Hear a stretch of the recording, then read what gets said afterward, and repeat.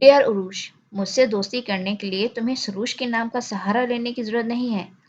میں بھی تمہیں پسند کرتی ہوں اور دوستی کرنا چاہتی ہوں۔ تم جو نہیں کہتی تمہاری آنکھیں کہہ دیتی ہیں، اور تمہاری آنکھیں صرف محبت کی زبان بولتی ہیں۔ میں تمہاری محبت اور دوستی کی قدر کرتی ہوں اور اس محبت میں ڈوب جانا چاہتی ہوں۔ پلیز اس خط کا جواب جلد دینا، صرف اور صرف تمہاری جنت۔ شبی اور عباس کی آنکھوں میں الجھن سمیٹ آئی، پھر ناپسندیدگی اور جھنجھلاہٹ دکھائی دینے لگی۔ بھڑکنے کے لیے تو یوں بھی اسے کم ہی باتوں کی ضرورت پڑتی تھی، اب تو پھر بھی متن الجھانے والا تھا۔ اس پر سے غضب یہ ہوا کہ تنوی بھی اسی وقت اپنی نوٹ بک کی تلاش میں آ گئی۔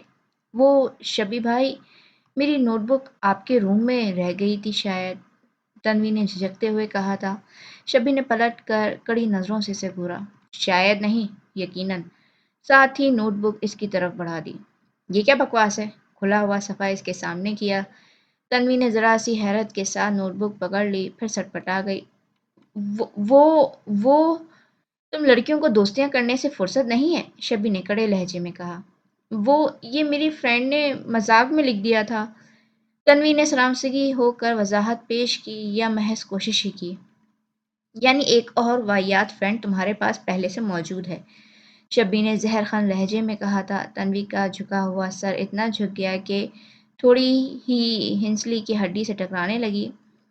میری بات کان کھول کر سن لو، فوراً سے بیشتر اپنی دوستیاں محدود کر لو۔ میں نے تمہیں کالج میں ایڈمیشن سے پہلے بھی سمجھا دیا تھا کہ کسی اوٹ پٹانگ سرگرمی کی خبر نہ ملے مجھے، اور پھر بھی تم ایسی چیپ لڑکیوں سے دوستی گانٹتی پھر رہی ہو۔ آپ غلط سمجھ رہے ہیں، آنسو پہلے نکلے لفظ لبوں سے بعد میں ادا ہوئے تھے۔ میں سچ کہہ رہی ہوں، میری فرینڈ نے مذاق میں لکھ دیا تھا۔ شبی مزید چڑھ گیا۔ اسی لیے میں تم سے بات کرنا پسند نہیں کرتا۔ آنسوؤں کے بغیر تو تمہیں بات کرنا آتا ہی نہیں ہے۔ جاہل! تنوی کی ہچکیاں ہی بند گئیں۔ Get lost, just get lost! Shabbi نے چنگھاڑ کر کہا، اور اگلی بار مجھے اپنی شکل تب دکھانا جب ان آنسوؤں سے چھٹکارا حاصل کر لو۔ تنوی سر پٹ بھاگی۔ شبی بے وجہ غصے سے کھولتا رہا۔ ماما اپنی ہی جوک میں تھی۔ تنوی غمزدہ اور حواس باختہ راہداری کے کنارے بری طرح ٹکرا گئیں۔ ارے بھائی دھیان سے! ماما نے ہی کچھ حاضر دماغی کا ثبوت دیتے ہوئے اپنے ساتھ ساتھ اسے بھی گرنے سے بچایا تھا۔ چوری کی ہے یا محض تفریح کے لیے بھاگ رہی ہو؟ حسب عادت ماما نے سنجیدگی کے ساتھ انتہائی غیر سنجیدہ سوال چھڑا۔ تنوی کے پہلے ہی حواس درست نہیں تھے، آن کی آن اور بھی ہمنڈک نظر آنے لگی۔ ماما نے بغور اسے دیکھا، پھر تعجب سے بولی، ارے تم تو رو بھی رہی ہو! استفسار تھا یا محض بات برائے بات تنوی سمجھی نہیں۔ یوں بھی تازہ جھاڑ کھا کر نکلی تھی، سمجھ بوجھ نے تقریباً ساتھ چھوڑ ہی رکھا تھا۔ کچھ تو بولو تنوی، ہوا کیا ہے آخر تمہیں؟ لیکن تنوی نے جواب دینے کے بجائے آنسو پوچھتے ہوئے آہستگی سے نفی میں سر ہلا دیا۔ تو پھر کیا just for the sake of fun رو رہی ہو؟ ماما نے زور دے کر پوچھا، لیکن تنوی مستقل نفی میں سر ہلاتے تیزی سے تقریباً بھاگتے ہوئے آگے نکل گئی۔ عجیب لڑکی ہے، ماما نے کندھے اچکا کر سوچا اور آگے کی طرف چل دی۔ یوں ہی چلتے پھرتے گھومتے گھماتے حویلی کے آرکیٹیکچر پر غور کرتے ہوئے اسی طرف آ گئے جس طرف پچھلی بار حویلی کی بھول بھلیوں میں کھو کر پہنچ گئی تھی۔ وہی برآمدے کی سیڑھیاں، سامنے احاطہ، کنواں، درخت اور 3 اطراف میں بنے کمرے۔ عجیب سا اسرار چھپا تھا اس حصے میں، جو بیت وقت اسے اپنی طرف کھینچتا بھی تھا اور دور رہنے پر مجبور بھی کر رہا تھا۔ ماما اسے وہ لڑکی دکھائی دی۔ ماما اسے دیکھ کر غیر ارادی طور پر محتاط ہو گئی۔ لگتا ہے آپ آج پھر راستہ بھول گئی ہیں۔ وہ لڑکی ماما کے پاس چلی آئی۔ آئیں بی بی، آپ کو آپ کے کمرے تک پہنچا دوں۔ ماما نے محسوس کیا وہ پچھلی بار سے کہیں زیادہ پر اعتماد دکھائی دیتی تھی۔ ایک بار راستہ بھولنے کا مطلب یہ تو ہرگز نہیں ہے کہ ہر بار ایسا ہی ہو، ماما نے بظاہر ہنس کر لیکن معنی خیزی سے کہا۔ اور میرا خیال ہے اس بار تو میں بالکل صحیح جگہ پر پہنچی ہوں۔ خیر، نام کیا ہے تمہارا؟ تسنیم۔ اچھا نام ہے۔ ماما نے سرسری سی نظریں اس پر ڈال کر بند دروازوں کو دیکھا۔ ان بند دروازوں کے پیچھے کیا ہے تسنیم، جو تم ان کی اتنی حفاظت کرتی ہو؟ گو کہ اس کا انداز سرسری تھا۔ راز ہیں بی بی۔ کیا مطلب؟ تسنیم ہنس دی۔ ہر حویلی کے کچھ راز ہوتے ہیں بی بی، جن سے حویلی والے واقف ہوتے ہیں یا حویلی کے ملازم۔ باہر والوں کو ان رازوں سے آشنائی کی اجازت نہیں ہوتی۔ ان بند دروازوں کے پیچھے بھی راز چھپے ہیں، اس لیے میرا مشورہ مانیں، ان دروازوں سے دور رہیں۔ انہی دروازوں سے پردہ ہٹانے تو میں یہاں آئی ہوں، اور میرا دل کہتا ہے تسنیم، ان بند دروازوں کو کھولنے میں تم ہی میری مدد کرو گی۔ ماما نے گہری پرسوچ نظریں تسنیم کے چہرے پر ڈالتے ہوئے سوچا، آپ کو کسی چیز کی ضرورت ہو تو بتائیں بی بی، میں آپ کے کمرے میں پہنچا دیتی ہوں۔ نہیں، فی الحال تو کسی چیز کی ضرورت نہیں ہے، لیکن اب میں اکثر تمہیں زحمت دوں گی، سمجھی؟ نہیں نا؟ اچھی بات ہے۔ کچھ معاملات میں کچھ لوگوں کی سمجھ کم ہو تبھی بہتر رہتا ہے۔ اچھا میں چلتی ہوں۔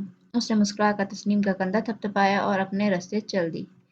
تسنیم الجھی ہوئی نظروں سے اسے دیکھتی رہی۔ یہ لڑکی رجب علی کی بیٹی ہے، یہ خبر گھومتے پھرتے اس تک بھی پہنچ ہی گئی تھی، اور دل ہی دل میں اس نے بہت کچھ سوچ بھی لیا تھا، لیکن اس وقت اسے ایسا لگ رہا تھا کہ وہ اپنے ارادوں میں کبھی کامیاب نہیں ہو سکے گی، کیونکہ ماوا کا ہاتھ اسے عقل کی طرف سے تھوڑا تنگ لگ رہا تھا۔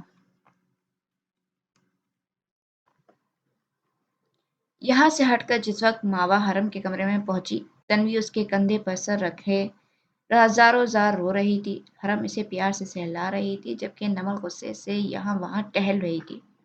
چلو ابھی بڑے ابا سے بات کرتے ہیں۔ آخر شبی بھائی کو کس نے اتنا اختیار دیا ہے کہ… ارے ماوا، آؤ نا، دروازے میں کیوں کھڑی ہو؟ ساتھ ہی ساتھ آنکھوں ہی آنکھوں میں نمل کو اشارہ بھی کیا کہ خاموش رہے، لیکن نمل حرم جیسی صلح جو اور معاملہ فہم تھی، اور نہ ہی تنوی جیسی ڈرپوک کہ کسی کے ڈر سے خاموش ہو جائے۔ ماوا پر ایک اڑتی پڑتی نظر ڈال کر اس وقت بھی اس نے اپنا بیان جاری رکھا تھا، تنوی سمیت ہم سب پر روب جماتے رہیں، یہ ساری بے جان کی دی ہوئی ڈھیل ہے۔ اور سچی بات ہے تنوی، تمہاری بزدلی کا بھی بڑا ہاتھ ہے کہ شبی بھائی اپنی من مانی کرتے رہتے ہیں۔ جس وقت وہ تمہیں ڈانٹ رہے تھے، وہ چار کھری کھری سناتی ہوتی تو مجال نہیں تھی کہ دوبارہ تمہیں کچھ کہتے۔ تمہارا بھی دماغ ہی خراب ہے نمل، حرم نے اس کی نان سٹاپ چلتی زبان سے چڑھ کر کہا۔ تمہیں نہیں پتا کہ تنوی اور شبی کے درمیان کیا رشتہ ہے؟ اگر وہ تنوی پہ حق جتاتا ہے تو صرف اسی رشتے کی وجہ سے۔ تنوی کیسے اسے کچھ کہہ سکتی ہے؟ رشتے کی نوعیت مختلف ہونے کا مطلب یہ ہرگز نہیں ہے کہ انسان جان کو ہی آ جائے۔ نمل مشکل ہی سے قائل ہوتی تھی، اور پھر حق جتانے اور محض روپ جھاڑنے میں بہت فرق ہوتا ہے۔ حرم آپا، منگیتر ہونے کا یہ مطلب تو نہیں ہوتا کہ لڑکا لڑکی کو دوسرے انسانوں سے کاٹ کر ہی رکھ دینا چاہیے۔ اچھا اب اس سب بات کو ختم کرو، حرم نے کنکھیوں سے ماوا کو دیکھتے ہوئے بحث سمیٹنا چاہی۔ میں اس بحث کو ختم نہیں کر سکتی، مجھے اتنا غصہ آ رہا ہے اس لڑکی پر، حد ہوتی ہے بزدلی، ہر بار کسی نہ کسی بات پر ٹسوے بہا کر چپ ہو بیٹھتی ہے۔ یہ نہیں کہ اسی وقت دو باتیں سنا کر اپنا دل کا بوجھ ہلکا کر لے، اور اس پر سے بھی جان سینئر ہٹلر ہیں، یہ نہیں کہ اپنے جانشین ہٹلر جونیئر کو بھی ساتھ ہی لے جاتی، بٹھا گئی ہمارے سروں پر روب جمانے کے لیے۔ کیا ہمارے ماں باپ موجود نہیں ہیں جو ہر ہدایت ہمیں شبی بھائی کی طرف سے جاری کی جاتی ہے؟ نمل بہت ہی غصے میں تھی۔ بس کر دو نمل، خدارا بس کر دو۔ حرم کو بری طرح تاوا آیا۔ ایک تو بیچاری تنوی ویسے ہی رو رو کر ہلکان ہو رہی ہے، اس پر سے تمہاری بک بک ختم ہونے کا نام نہیں لے رہی۔ میری چڑچڑ اس لیے ختم نہیں ہو رہی کہ شبی بھائی کے سامنے آپ نے مجھے بولنے ہی نہیں دیا، لے کے ہاتھ دبا دیا میرا۔ بھائی ہے وہ ہمارا، اگر کسی بات پر کچھ کہہ بھی دیا تو کون سی قیامت آ گئی، بھول بھی جاؤ۔ حرم چاہتی تھی جلد از جلد یہ موضوع ہی سمٹ جائے تاکہ ماوا کے سامنے بات کھلے ہی نہیں، خواہ بھول جاؤں۔ چلو تنوی پر پابندیاں لگائیں، بات کسی حد تک سمجھ میں آتی ہے۔ کچھ لوگ بیوی اور منگیتر کے معاملے میں پوزیسو ہوتے ہیں، لیکن ہمیں کیوں منع کیا کہ ماوا سے بات چیت ہی نہ کریں؟ حرم نے سر ہی پیٹ لیا۔ وہی ہوا جس کا ڈر تھا، ماما کے تاثرات ہی بدل چکے تھے۔ آئیں، مجھ سے بات کرنے سے منع کیا ہے، لیکن کیوں؟ وہ جو اب تک ان کی ساری گفتگو سے لا تعلق نظر آنے کی کوشش کر رہی تھی، اس نے اچنبے سے پوچھا۔ صرف بات کرنے سے منع نہیں کیا تم سے، دور رہنے کے آرڈرز جاری کیے ہیں، نمل نے جل کر کہا۔ واقعی؟ ماما نے دلچسپ کہہ لگایا، یوں جیسے بڑی اچھی بات ہوئی ہو۔ تینوں نے بے وقت اس کو دیکھا۔ اس میں اتنا ہنسنے کی کیا بات تھی آخر؟ لیکن ماوا نے ان تینوں کے تاثرات پر زیادہ توجہ نہیں دی، وہ مزے سے پیر جھلاتے ہوئے دل ہی دل میں بہت کچھ سوچنے میں مصروف ہو گئی۔ تو ثابت ہوا شبی العباس بھٹی کہ تم مجھ سے خائف ہو، تبھی تو اپنی کزنز کو مجھ سے دور رہنے کی تاکید کرتے پھر رہے ہو۔ اب آئے گا مزہ، تمہارا نام تو شبیر عباس کے بجائے اکڑو بھٹی ہونا چاہیے تھا۔ اب دیکھنا میں نے بھی تمہاری بساط تم پر ہی نہ الٹا دی تو میرا نام ماوا حسین نہیں۔ وہ مزے سے ارادے باندھ رہی تھی۔ اب اس موضوع پر کوئی بات نہیں ہوگی، تم تو حد ہی کرتی ہو نمل۔ اور تنویر اٹھ کر فوراً منہ دھو۔ حرم بڑی آپا کا رول نبھاتے ہوئے بولی۔ اس بات کی پرواہ کیے بغیر کہ شبی اور عباس لڑکیوں کے اس سے فیصلے رکھنے کی تاکید کر چکا ہے، ماما آرام سے بیٹھی ان کے ساتھ گپیاں لڑاتی رہی۔ پھر جب ممی کو فون کرنے کے خیال سے وہاں سے باہر نکلی تو حرم اس کے پیچھے ہی چلی آئی۔ ماوا وہ تقریباً آدھی راہداری عبور کر چکی تھی جب اس نے اپنے عقب میں حرم کی آواز سنی۔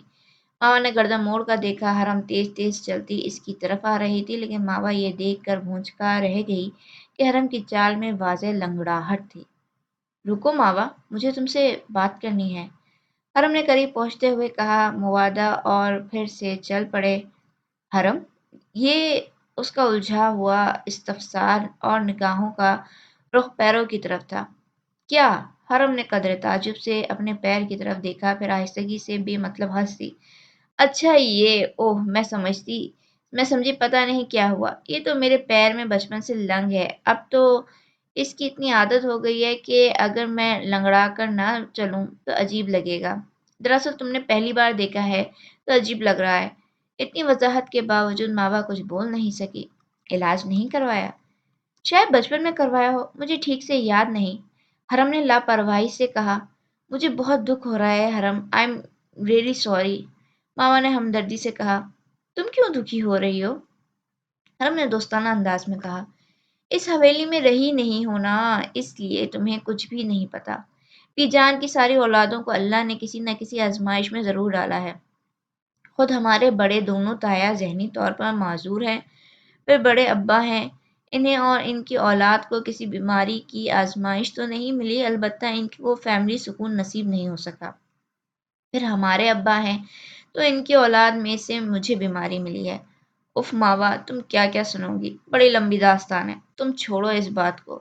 میں تو تم سے صرف اتنا کہنے آئی تھی کہ پلیز نمل کی باتوں کو سیریس مت لینا، شبیر نے تو ذرا سی بات کہی تھی اور اس نے بات کا بتنگڑ ہی بنا دیا۔ شبی دل کا برا نہیں ہے، پتہ نہیں کس جوک میں کہہ گیا ہوگا، تم پلیز اس کی باتوں کو دل پہ مت لینا۔ حرم بیچاری اپنی ذمہ داری نبھا رہی تھی۔ ارے نہیں، میں کسی کی باتوں کو دل پر نہیں لیتی، لیکن بدلہ ضرور لیتی ہوں اور شبیل عباس سے بھی بدلہ ضرور لوں گی۔ وہ مسکرا کر دل ہی دل میں ارادے باندھ رہی تھی، جبکہ حرم کہہ رہی تھی، شبیل عباس ہمیشہ سے بی جان کے قریب رہا ہے، بی جان اس کی باتوں کو بہت اہمیت دیتی ہیں، تو اسی وجہ سے ہمیں بھی اس کی ہر صحیح غلط بات کو ماننا پڑتا ہے۔ اب تو خیر عادت ہی ہو گئی ہے، لیکن نمل ابھی چھوٹی ہے، اسی لیے ہر بات پر اعتراض کرنا شروع کر دیتی ہے۔ اور تنوی، ماوا نے پوچھا، تنوی اتنا کیوں رو رہی تھی؟ کیا اس کے نزدیک شبیل عباس کی بات اہم نہیں ہے؟ اس کے لیے تو سب سے اہم ہے، حرم نے ہنس کر کہا۔ شبی بی جان کا لاڈلا ہے اور تنوی بی جان کی چھوٹی بیٹی کی نشانی، اس لیے دونوں ہی بی جان کو عزیز ہیں۔ اسی بنا پر بی جان نے تنوی کے پیدا ہوتے ہی اسے شبی سے منسوب کر دیا تھا۔ اب میں اور نمل تو ہمیشہ شبی کی کسی بات سے پھر بھی انکار کر سکتے ہیں، لیکن تنوی ہرگز نہیں۔ اچھا، ماوا کو تعجب ہوا۔ کیا منسوب ہونے کا مطلب یہی ہوتا ہے کہ لڑکی اپنے سارے اختیارات چھوڑ دے؟ اس کے لہجے میں طنز تھا۔ ارے نہیں، حرم ذرا سٹپٹا گئی۔ دراصل تنوی کچھ خود بھی بزدل ہے، اسے اپنا حق لینا آتا ہی نہیں ہے، اور کچھ شبی بھی بے جا روک ٹوک کر کے زیادتی کر جاتا ہے۔ پھر تنوی کو پالا بھی میری امی نے ہے، اور تمہیں یہ سن کر حیرت ہوگی کہ وہ بالکل میری امی جیسی ہے، یعنی فطرتاً اور عادتاً۔ ہم بہن بھائیوں میں سے تو سچی بات ہے جلال کے علاوہ کسی نے بھی امی کی عادات نہیں لی۔ ہاں، تنوی ہو بہو ان کی کاپی ہے، ویسے ہی صلح جو کسی حد تک بزدل۔ شبی کی ہر کوٹی کھڑی سن سن کر تنوی نے بھی اسے سر چڑھا لیا ہے، ورنہ سچی بات ہے شبی دل کا برا ہرگز نہیں ہے۔ ماما نے اس بات پر تبصرہ کرنا کچھ ضروری نہ سمجھا۔ اور تنوی کے پیرنٹس، اس کی ممی کو تو میں نے اب تک نہیں دیکھا۔ یہ بھی بڑی افسوسناک بات ہے کہ تنوی کی پیدائش کے کچھ عرصے بعد بیٹی پیدا کرنے کے جرم میں تنوی کے والد نے زرین پھپھو کو طلاق دے دی تھی، اور تنوی شاید بمشکل 1.5 سال کی ہوگی جب پھپھو کا انتقال ہو گیا تھا۔ اوہ، ماوا فقط یہی کہہ سکی۔ یہ بڑی افسوسناک خبر تھی۔ ممی کے اصرار کے باوجود وہ بنیادی طور پر زرین کی تلاش میں ہی حویلی آئی تھی، اور اب ان کے انتقال کی خبر نے اسے ازحد دکھی اور مایوس کر دیا تھا۔ مما اسے تسنیم دکھائی دی، وہ لان سے گزر کر حویلی کے اندرونی حصے کی طرف جا رہی تھی۔ یکایک ماوا کے ذہن میں کوندا سا لبکا، حرم، تم نے کہا ہمارے دو تایا ذہنی طور پر معذور ہیں، لیکن میں نے تو ابھی تک انہیں بھی نہیں دیکھا۔ نجیب تایا کی تو خیر چھوٹی عمر میں وفات ہو گئی تھی، جبکہ زبیر تایا جی حیات ہیں، مگر حویلی کے اندر ان کا اتنا آنا جانا نہیں ہے۔ اب تو خیر کچھ بیماری اور کچھ بڑھتی عمر کی وجہ سے ضعیف بھی ہو گئے ہیں، خود سے چل پھر بھی نہیں سکتے۔ تم نے ابھی بی جان کو نہیں دیکھا؟ زندگی میں اتنے مصائب کا سامنا کرنے کے باوجود انہوں نے خود کو بہت فٹ رکھا ہے۔ اگر کسی کو بتایا جائے کہ زبیر تایا جی ان کے بیٹے ہیں تو کوئی یقین نہیں کرے گا۔ حرم اسے جو تفصیلات بتا رہی تھی ان سے ماوا کو چند دلچسپی نہ تھی۔ اس کی پرسوچ نگاہیں تو تسنیم کے تعاقب میں تھیں۔ تو اگر حویلی کے اندر آنے کی اجازت نہیں ہے تو زبیر تایا جی کہاں رہتے ہیں؟ اس نے اگلا سوال اٹھایا۔ حویلی کے پچھلے حصے میں بی جان نے کچھ کمرے بنوا رکھے ہیں، انہی میں سے ایک کمرے میں تایا جی رہتے ہیں، ملازمین ان کی دیکھ بھال کرنے کے لیے ہیں۔ ہاں، ماوا نے محض اتنا ہی کہا تھا، گو کہ ذہن میں سوال سر اٹھا رہے تھے کہ باقی کمروں کو کس مقصد کے لیے استعمال کیا جاتا ہے، لیکن اس سوال کا جواب اسے خود ڈھونڈنا تھا، کیونکہ وہ جانتی تھی حرم اسے خاطر خواہ جواب نہیں دے سکے گی۔ شام سے ذرا بعد کا وقت تھا جب ملازمہ مستقیم بھٹی کا بلاوا لیے چلی آئی۔ ماوا ابھی سو کر اٹھی تھی، موسم کی مناسبت سے ہلکے نیلے رنگ کے لانگ شرٹ اور جینس پہن رکھی تھی۔ متوقع اعتراضات سے بچنے کے لیے گلے میں اسٹول بھی ڈال لیا تھا۔ اب کافی کی شدید طلب محسوس ہو رہی تھی۔ اس نے کمرے سے نکلتے ہوئے ملازمہ سے اپنے لیے کافی بھجوانے کے لیے کہا اور اسی کی ہمراہی میں مستقیم بھٹی کی اسٹڈی میں آ گئی۔ السلام علیکم۔ مستقیم بھٹی چشمہ لگائے کوئی کتاب پڑھ رہے تھے جب ماوا نے اندر داخل ہو کر سلام کیا۔ وعلیکم السلام۔ آؤ ماوا، میں تمہارا انتظار کر رہا تھا، مستقیم بھٹی نے کتاب بند کرتے ہوئے خوش دلی سے کہا، ساتھ ہی انہوں نے اسے کرسی پر بیٹھنے کا اشارہ کیا۔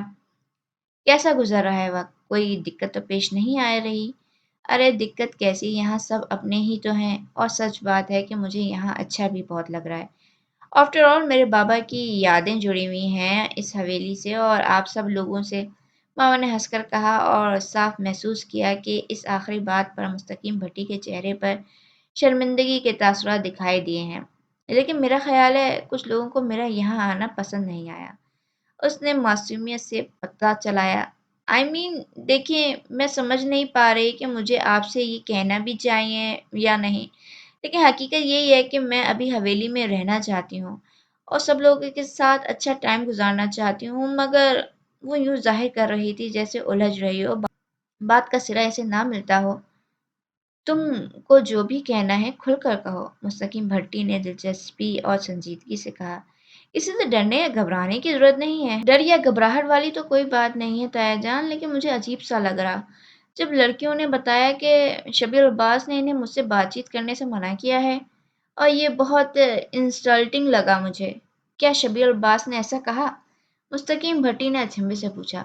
جی ہاں بالکل، اور میری تو خود سمجھ میں نہیں آ رہا کہ اس نے ایسی بات کس بیس پر کی ہے۔ میری اس سے کوئی دشمنی تو نہیں ہے، اس نے سابقہ انداز میں کہا تھا۔ اب یہ ماوا کی خوش قسمتی تھی یا شبی کی بدقسمتی کہ وہ اسی وقت کسی کام سے اسٹڈی میں چلا آیا اور ماوا کو وہاں موجود پا کر اپنی ناپسندیدگی کے تاثرات چھپا نہیں سکا۔ آپ شاید مصروف ہیں، میں پھر آ جاؤں گا۔ رکو شبی، مستقیم بھٹی کی آواز پر اس نے پلٹتے قدم تھم گئے۔ جی، اس نے سوالیہ نظروں سے مستقیم بھٹی کی طرف دیکھا۔ تم نے حرم، تنوی اور نمل کو ماوا سے بات چیت کرنے سے منع کیا ہے؟ ان کا لہجہ سخت تھا۔ شبی اتنی واضح جواب طلبی کی توقع نہیں کر رہا تھا، لہٰذا بھر کو گڑبڑا گیا تھا، لیکن اگلے ہی پل اس کا عقل کھراپن اردو کر آیا۔ جی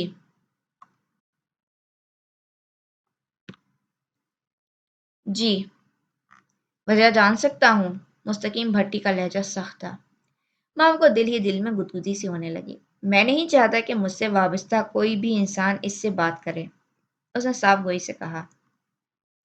ان تینوں کا جو رشتہ تم سے ہے وہی ماوا سے بھی ہے، پھر تمہیں کس نے اتنا حق دیا ہے کہ انہیں ماوا سے بات کرنے سے روک دو؟ مستقیم بھٹی نے بھڑک کر کہا۔ لیکن ابا، شبی نے کہنا چاہا۔ بس، مستقیم بھٹی نے ہاتھ اٹھا کر روک دیا۔ تم جا سکتے ہو، مجھے تم سے فی الحال کوئی بات نہیں کرنا، اور ہاں، اگلی بار بھول کر بھی کسی کو ہدایات جاری کرنے کی کوشش مت کرنا، خصوصاً ماوا کے معاملے میں تو بالکل بھی نہیں۔ شبی کا چہرہ توہین کے احساس سے سرخ ہو گیا۔ اس نے غضبناک ہو کر ماوا کی طرف دیکھا۔ وہ پہلے ہی اطمینان سے دائیں ٹانگ بائیں پہ رکھے فاتحانہ نگاہوں سے اسے دیکھ رہی تھی۔ شبی تن تن کرتا باہر نکل گیا۔ ماوا! مستقیم بھٹی کی آواز نے اسے چونکا دیا۔ جی؟ وہ قدرے گڑبڑا کر متوجہ ہوئی کہ شبی کی درگاہ بنتے دیکھ کر بری طرح مسکرا رہی تھی۔ شبی کی طرف سے میں تم سے معذرت چاہتا ہوں، یہ ذرا سر پھرا ہے، لیکن تمہیں دوبارہ اس کی طرف سے شکایت کا موقع نہیں ملے گا۔ پلیز تایا جان، اب آپ مجھے شرمندہ کر رہے ہیں، اس نے ہوشیاری سے کہا، اور دل ہی دل میں خود سے بے حد متاثر ہوئی، کیونکہ وہ ہرگز نہ جانتی تھی کہ وہ اتنی باصلاحیت ہے۔ بھائی، ایک تیر سے دو شکار کرنا کوئی معمولی بات تو نہیں ہے نا۔ اگر مستقیم بھٹی سامنے نہ ہوتے تو یقیناً وہ اپنا کندھا تھپک چکی ہوتی۔ وہ مزید سے مستقیم بھٹی سے ادھر ادھر کی باتیں کرنے لگی۔ تبھی تسنیم ماوا کے لیے کافی لے کر آئی۔ چودھری صاحب، آپ سے بات کرنی تھی، وہ مؤدب ہو کر بول رہی تھی۔ ماں نے پرسوچ نگاہوں سے اسے دیکھتے ہوئے پہلا گھونٹ لیا۔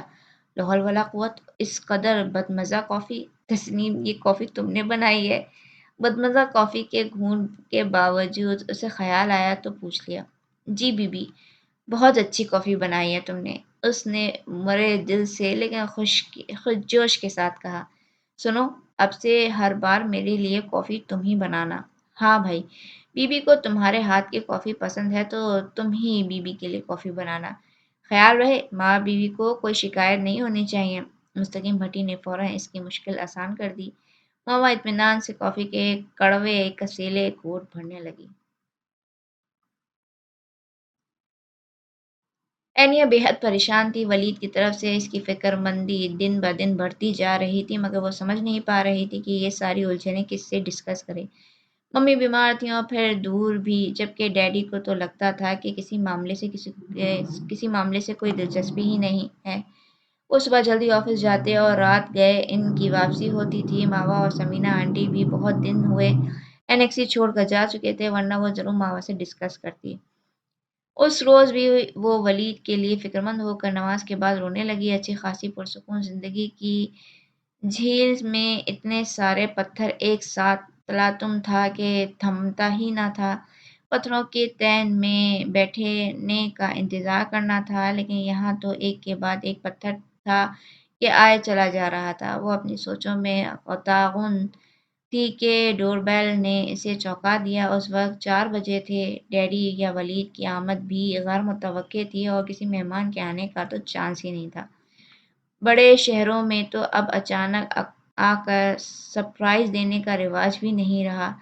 وہ سوچتے ہوئے اپنے کمرے سے باہر نکلی اور عادتاً لابی منزل کی ریلنگ سے نیچے لانچ میں جھانکا۔ اس کے وہم و گمان میں بھی نہیں کہ اس وقت سچ مچ ایک سرپرائز اس کا منتظر ہوگا۔ تمہارے ساتھ مسئلہ کیا ہے شبی؟ مستقیم بھٹی بنا دستک دیے جارحانہ انداز میں کمرے میں داخل ہوئے۔ شبی اپنے لیپ ٹاپ کے ساتھ مصروف تھا۔ اس نے گردن موڑ کر لاتعلق سی نگاہ ان پر ڈالی۔ اس 2 ٹکے کی لڑکی کے سامنے میری انسلٹ کر کے آپ کی تسلی نہیں ہوئی، جو آپ پھر مجھ سے سوال جواب کرنے آ گئے ہیں؟ اس کا لہجہ گو کم سرد مہر لیکن تمیز سے آری تھا۔ مستقیم بھٹی کا چہرہ اشتعال سے سرخ ہو گیا۔ 2 ٹکے کی لڑکی؟ تمہاری ہمت کیسے ہوئی کہ ماوا کے لیے اس طرح کے الفاظ استعمال کرو؟ عورت کی عزت کرنا سیکھو شبی، ورنہ ساری زندگی نقصان اٹھاؤ گے۔ ان کا لب و لہجہ ان کے غصے کا غماز تھا۔ آپ بھول رہے ہیں، آپ نے مجھے عورت کی عزت کرنا کبھی نہیں سکھائی۔ اس نے 2 ٹوک انداز میں جیسے جوتا ان کے منہ پر مارا تھا۔ ایک وقت میں اپنی سگی ماں کے لیے آپ کے منہ سے اس سے کہیں زیادہ برے لفظ سنتا رہا ہوں، جیسے لفظ میں اس لڑکی کے لیے بول رہا ہوں۔ حیرت اس بات پر ہے کہ جب آپ کو ایک عورت کے لیے کچھ بولتے ہوئے برا نہیں لگا تو دوسری عورت کے لیے سننا کتنا برا لگ رہا ہے۔ یہ تم نہیں، تمہارے منہ میں اماں کی زبان بول رہی ہے۔ مستقیم بھٹی نے تنفر سے کہا، مجھے ساری عمر پچھتاوا رہے گا کہ میں نے تمہاری تربیت کا ذمہ انہیں سونپا تھا۔ انہوں نے تمہیں بھی اپنے جیسا خود غرض اور ضدی بنا دیا۔ آپ کو پچھتانا بھی چاہیے، لیکن افسوس اس پچھتاوے کا مجھے کوئی فائدہ نہیں ہوگا۔ کس نے کہا تھا مجھے بی جان کی گود میں ڈالیں، انہیں میری تربیت کرنے دیں؟ میری ماں کو کیوں نہیں رہنے دیا آپ نے میری زندگی میں؟ اچھا ہوتا، برا ہوتا، کم سے کم میری تربیت تو ان کے ہاتھوں ہوتی۔ آپ نے، آپ کے سابقہ بیوی نے اپنے جھگڑوں میں میری پرواہ نہیں کی۔ ایسے میں بی جان نے مجھے سنبھالا، اب میں انہیں کیسے برا کہہ سکتا ہوں؟ جبکہ مجھے اپنی پوری زندگی میں نہ کبھی ماں کی محبت کا احساس ہوا اور نہ کبھی باپ کی موجودگی کا۔ مستقیم بھٹی بے حد غصے میں آئے تھے، لیکن اس وقت اپنا سا منہ لے کر رہ گئے۔ ٹھیک ہی تو کہہ رہا تھا شبی، اس کے بظاہر اس متوازن پرکشش شخصیت کے پیچھے جو ٹوٹ پھوٹ مچی رہتی تھی، اس میں سراسر قصور ان کا ہی ان کی ہی کوتاہیوں کا تھا۔ پھر آخر وہ کیوں بار بار ہر بات کا الزام اماں کے سر ڈال کر بری ذمہ ہو جانا چاہتے تھے؟ شبی کہہ رہا تھا، بی جان کی شخصیت کی خامیوں سے آپ تو واقف تھے، پھر آپ نے کیوں مجھے انہیں سونپ دیا؟ کیوں نہیں مجھے اپنے جیسا بنا لیا؟ افسوس تو یہ ہے کہ نہ میں مکمل طور پر بی جان کے قالب میں ڈھل سکا، نہ اپنے جیسا بنا، اور نہ ہی اپنی ماں جیسا۔ میری تو کوئی انفرادی شخصیت بھی نہیں ہے ابا، اور آپ مجھ سے خدا معلوم کیا کیا توقعات وابستہ کیے بیٹھے ہیں۔ مجھے آپ کی بھتیجی سے کوئی مسئلہ نہیں ہے، لیکن میرا دل کہتا ہے کہ وہ ہمیں کوئی نہ کوئی نقصان ضرور پہنچائے گی۔ بی جان نے زندگی میں بھلے ہی بہت سے غلط فیصلے کیے ہوں، لیکن ان کے کیے ہوئے درست فیصلوں کو بھی آپ کو فراموش نہیں کرنا چاہیے۔ اس لڑکی کو حویلی میں ٹھہرانے جیسا فیصلہ بی جان سے پوچھے بغیر آپ کو نہیں کرنا چاہیے تھا۔ مجھے جو کہنا تھا میں کہہ چکا ہوں۔ اب اس معاملے پر میں آپ سے مزید کچھ نہیں کہوں گا، آپ خود سمجھدار ہیں۔ مستقیم بھٹی جب اس کے کمرے سے نکلے تو ان کے کندھے جھکے ہوئے تھے اور الفاظ گم ہو چکے تھے۔ ہم ہمیشہ بڑے آرام سے دوسروں کو کٹہرے میں کھڑا کر کے احتساب کرنا شروع کر دیتے ہیں اور یہ بھول جاتے ہیں کہ خود کٹہرے میں کھڑے ہو کر احتساب دینا بھی پڑ سکتا ہے۔ انیہ فیضان کو اس طرح دیکھ رہی تھی جس طرح کوئی خواب کا منتظر اس کے سامنے ہو۔ بن مانگی دعا مجسم ہو کر اس کے سامنے آ گئی تھی۔ آپ کب آئے؟ بے یقینی اور دبی دبی سے خوشی کے لہجے میں آنکھوں سے جھلکتی تھی۔ فیضان خوبصورتی سے مسکرا دیا اور اس کے معصوم چہرے کو آنکھوں میں جذب کرتے ہوئے بولے، اب تو کافی سال گزر چکے۔ جی؟ اینیا نے ناسمجھی سے انہیں دیکھا، پھر کھسیانی ہو کر ہنس دی۔ آپ پلیز بیٹھیں، کیسے ہیں آپ؟ میں ٹھیک ہوں، اور تم؟ اس نے بس اس بات میں سر ہلا دیا تھا۔ دل چاہتا تھا ان کے چہرے سے نظریں نہ ہٹائے۔ اس نے تو سوچا تھا شاید یہ قصہ ختم ہو چکا، لیکن فیضان کو موجود پا کر دل و دماغ کو ایسی خوشی حاصل ہو رہی تھی جو بیاں سے باہر تھی۔ میں انیکسی کی طرف گیا تھا، لیکن وہ لاکڈ ہے، شاید سمینا آپا اور ماما کہیں گئی ہوئی ہیں، اس لیے میں ادھر آ گیا۔ اگر تمہارے پاس ڈپلیکیٹ کی ہے تو ہاں، شاید آپ نے اچھا کیا ادھر آ گئے، میں انیکسی کھول دیتی ہوں۔ شازیہ پھر ساتھ ہی کچھ خیال آنے پر بولی، آپ کھانا کھائیں گے؟ نہیں، کھانا تو میں فلائٹ میں کھا کر آ چکا ہوں، ابھی سوؤں گا، پھر اس کے بعد چائے۔ اس وقت تک تو شاید سمینا آپا اور ماما بھی آ چکی ہوں، اور دانیال بھائی بھی۔ فیضان نے کہا، اوہ ہاں۔ اینیا نے کچھ خیال آنے پر بہت سی باتیں ٹال دیں اور شازیہ کو بلا کر انیکسی سے متعلق ہدایات دینے لگی۔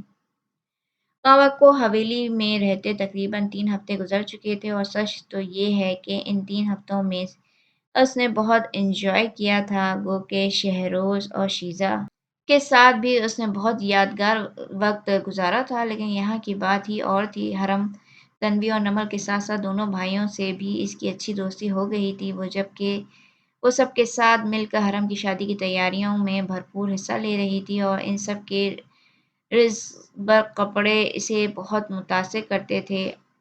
عالیہ نرم طبیعت کی مہربان خاتون تھی، وہ بالکل ماؤں کی سی شفقت کے ساتھ ان کا خیال رکھتی، لیکن اتنی اچھائی کے باوجود ان کے اندر بیوقوفی کی حد تک سادگی موجود تھی جو سچ مچ جلال اور تنویر میں دکھائی دیتی تھی۔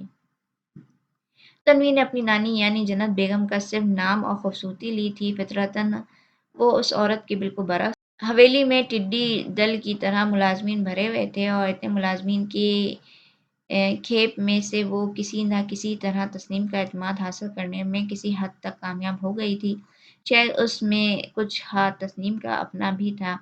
وہ پر اسرار سی لڑکی تھی، مالکان کے ڈر سے غالباً کھل کر بات نہ کرتی تھی، البتہ ہر بار کوئی نہ کوئی ایسی بات ضرور کر جاتی تھی کہ ماوا اور محتاط ہو جاتی۔ شبیر عباس نے اس کے بعد دوبارہ اس کے راستے میں آنے کی کوشش نہیں کی تھی، البتہ ماوا وقتاً اس پر طنز یا فاتحانہ نگاہیں ڈال لیتی تھی جس سے وہ سلگ کر رہ جاتا مگر خاموش رہتا۔ چند روز بعد وہ واپس لاہور چلا گیا۔ ان 3 ہفتوں کے دوران وہ صرف ایک مرتبہ ایک دن کے لیے آیا تھا۔ ماوا شروع میں ہی چھوٹی چھوٹی تفصیل ثمینہ کو بتاتی رہی تھی مگر پھر اس نے یہ سلسلہ محدود کر دیا۔ جب تک جنت بیگم نہ آ جاتی اس کے پاس بتانے کے لیے ایسی کوئی تفصیل نہ تھی جسے سن کر ثمینہ خوش ہوتی۔ ماوا یہاں جنت بیگم سے ملنے آئی تھی اور اس عورت کے متعلق اتنا کچھ جان لینے کے باوجود وہ کسی قسم کی گھبراہٹ یا ڈر کا شکار نہ تھی، البتہ جلال کا سامنا کرنے کے خیال سے اس پر گھبراہٹ طاری ہونے لگی تھی اور وہ شرمندگی کا شکار ہو جاتی تھی۔ ایک عام سے دن وہ جب صبح بیدار ہوئی اور ساتھ ہی اپنی بالکونی میں آ کھڑی ہوئی، آج اسے بیدار ہونے میں تھوڑی تاخیر ہو گئی تھی۔ تیز چمکتی دھوپ کی کرنیں بھلے معدوم ہو رہی تھیں، اسے جو کمرہ دیا گیا تھا وہ حویلی کے دوسری منزل پر تھا اور یہاں سے حویلی کی مرکزی پھاٹک کا کچھ حصہ دکھائی دیتا تھا۔ مما اسے ڈرائیو وے پر کچھ گاڑیاں کھڑی دکھائی دیں۔ ایک گاڑی کے پاس شبیر عباس کھڑا کسی عورت سے بات کر رہا تھا۔ ماوا کی چھٹی حس یکدم بیدار ہوئی، وہ چونک کر سیدھی ہوئی اور اس نے بغور اس عورت کو دیکھا جس کے نقوش تو اتنے دور سے بہت واضح نہیں ہو رہے تھے مگر اس کا مجموعی تاثر خوبصورتی کا تھا اور اس کی شخصیت سے شاہانہ پن اور روحانیت جھلکتی تھی۔ ہو نہ ہو یہی جنت بیگم ہے، ماما نے زیر لب کہا۔ ماما بالکنی میں کھڑی تھی۔ ماما اسے ڈرائیو وے پر کچھ گاڑیاں دکھائی دیں۔ ایک گاڑی کے پاس شبیر عباس کھڑا کسی عورت سے بات کر رہا تھا۔ ماما کی چھٹی حس یکدم بیدار ہوئی، اس نے بغور عورت کو دیکھا۔ اس کا مجموعی تاثر خوبصورتی کا تھا۔ ہو نہ ہو یہی جنت بیگم ہے، ماما نے زیر لب کہا۔ وہ عورت دور سے دکھنے پر جتنی دلکش لگتی تھی، قریب آنے پر اس کی دلکشی اور خوبصورتی میں کئی گنا اضافہ ہوا تھا۔ بہت ہی شاہانہ سا رکھ رکھاؤ تھا، وقار تھا جو جنت بیگم کی شخصیت سے جھلکتا تھا۔ ماوا اس کے سامنے کھڑی دل ہی دل میں اعتراف کر رہی تھی جبکہ جنت بیگم کی آنکھوں میں الجھن بھرا استفہام تیر رہا تھا۔ ماوا یکدم آگے بڑھی اور بے تکلفی سے بیگم جنت کے گلے لگ گئی۔ آپ سے مل کر مجھے اتنی خوشی ہو رہی ہے کہ لفظوں میں بیان نہیں کر سکتی۔ اتنا وہلانہ پن، جنت بیگم کا چہرہ ایک اجنبی مسرت سے دمکنے لگا تھا۔ انہوں نے پیار سے ماوا کو دیکھا اور اس کے چہرے میں پہچان کا رنگ تلاش کرنے کی کوشش کی۔ ماوا نے دیکھا جنت بیگم کی گہری بھوری آنکھوں میں اپنی پذیرائی کی چمک تھی تو اس کی طرف سے الجھن بھی تیر رہی تھی۔ تم؟ میں نے پہچانا نہیں، جنت بیگم نے الجھن آمیز نرم لہجے میں کہا۔ ماوا نے جانا جتنی وہ خوبصورت تھی اس سے زیادہ دلکش اس کی آواز تھی۔ آپ انہیں نہیں پہچان سکتی بی جان کیونکہ آپ نے انہیں پہلی بار دیکھا ہے۔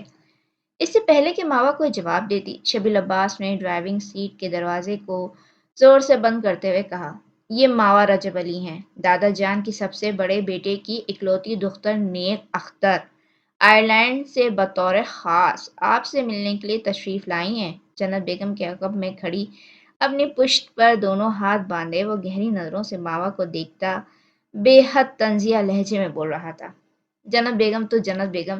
دوسری طرف کھڑا جلال بھی اس اطلاع پر دم بخود رہ گیا تھا، لیکن چونکہ وہ گاڑی کی دوسری سمت میں تھا اس لیے اس کے تاثرات تو ماوا دیکھ نہیں سکی، البتہ جنت بیگم کے چہرے پر بدلتے رنگوں کو ماوا نے دیکھا تھا اور دل ہی دل میں جی بھر کر محسوس بھی ہوئی تھی۔